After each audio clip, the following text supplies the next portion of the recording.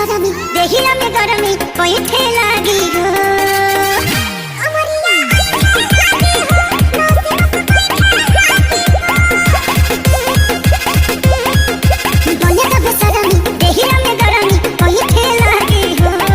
दोस्तों आप सब देख सकते हैं काजल राघवानी कैसे खेसारी लाल यादव के गाने के ऊपर रील बना रही हैं। नमस्कार दोस्तों, आप लोग देख रहे हैं एनके भोजपुरी। एनके भोजपुरी पे आपका फिर से स्वागत है। अगर आप लोग हमारे चैनल पे नए हो तो चैनल को सब्सक्राइब और वीडियो को लाइक जरूर कर देना। दोस्तों आप सब देख सकते हैं टूट जाई राजा जी पलंग सागवान के इस पे रील बनाई है काजल राघवानी, जो की खेसारी लाल यादव का मूवी में का सॉन्ग है। आपको बता दें कि कहीं न कहीं काजल राघवानी सोचती है कि खेसारी लाल यादव किसी मूवी में हमको काम देंगे। और आपको हम बता दें कि लोग सोचते हैं काजल राघवानी और खेसारी लाल यादव में विवाद चलता है, लेकिन ऐसा कुछ नहीं है, कुछ विवाद नहीं चलता है। दोस्तों यह फिल्म इंडस्ट्री है, इसमें हीरोइनियों को चेंज किया जाता है। इसी तरह खेसारी लाल यादव ने भी किया है, कभी इस हीरोइन के साथ कभी उस हीरोइन के साथ। तो जब खेसारी लाल यादव के मूवी में काजल राघवानी का काम होगा तो जरूर पक्का काम देंगे। तो चैनल को सब्सक्राइब और वीडियो को लाइक करना मत भूलिएगा दोस्तों। भोजपुरी के सारे न्यूज़ आते हैं।